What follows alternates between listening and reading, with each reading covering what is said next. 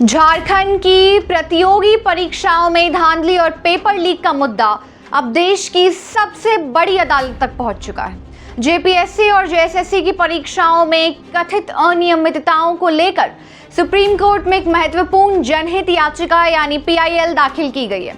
इस याचिका में सीधे तौर पर पूरी भर्ती प्रक्रिया की सीबीआई जांच, ओएमआर शीट के स्वतंत्र फॉरेंसिक ऑडिट और रिटायर्ड जज की निगरानी में जांच कमेटी बनाने की मांग रखी गई है। आखिर यह याचिका किसने दाखिल की है, इसमें किन गंभीर लापरवाहियों का खुलासा किया गया है और सुप्रीम कोर्ट के इस कदम से झारखंड के लाखों अभ्यर्थियों के भविष्य पर क्या असर पड़ेगा। आज की इस खास रिपोर्ट में हम समझेंगे पूरे मामले की एक एक कानूनी और जमीनी सच्चाई। नमस्कार, मैं हूं स्मृति और आप देख रहे हैं लोकल खबर। सालों की कड़ी मेहनत, दिन रात की पढ़ाई और अंत में पेपर लीक या मूल्यांकन में गड़बड़ी का आरोप।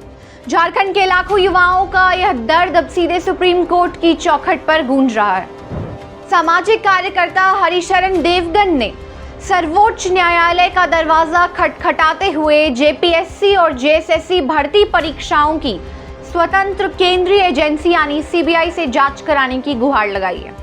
याचिका में सिर्फ जांच ही नहीं बल्कि ओएमआर शीट, मूल्यांकन के टेक्निकल ऑडिट और विवादित परीक्षाओं को रद्द कर नए सिरे से निष्पक्ष परीक्षा कराने की मांग भी शामिल है।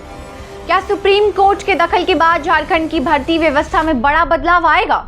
आइए जानते हैं इस याचिका के प्रमुख बिंदु और ग्राउंड रियलिटी। कुछ समय पहले मैंने सुप्रीम कोर्ट में पीआईएल दाखिल करी थी जेपीएससी की उन बच्चों की लड़ाई के हक में जो बच्चे वहां पे बारिशों में भीग के अपने एग्जाम के लिए और अपने हक के लिए लड़ रहे थे। जब हेमंत सोरेन की सरकार ने ये बात मान ली कि एग्जाम को रद्द करने का फैसला दिया, तो मुझे ऐसा लगा जैसे ये पीआईएल मैंने गलत फाइल करी, मुझे ये पीआईएल नहीं फाइल करनी चाहिए थी।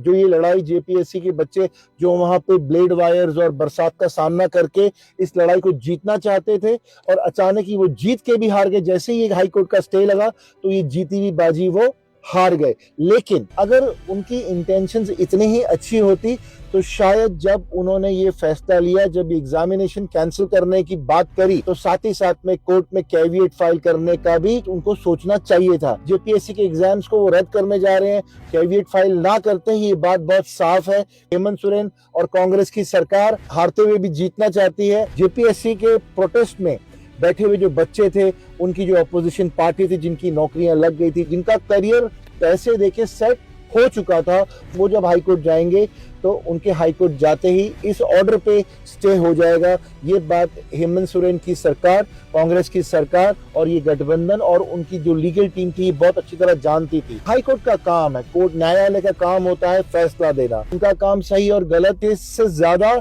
जो उनके पास अपनी प्रेयर लेके आता है उस पे सुन के, उनकी गुहार सुन के उस पर फैसला देना कोर्ट का काम है।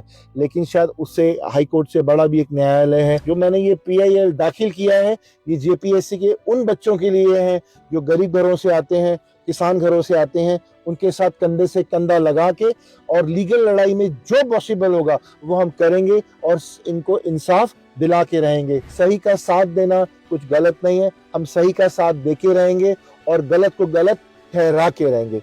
यही इस पीआईएल का मुद्दा रहेगा। 24 अगस्त 2026 को सुप्रीम कोर्ट में इसकी लिस्टिंग है।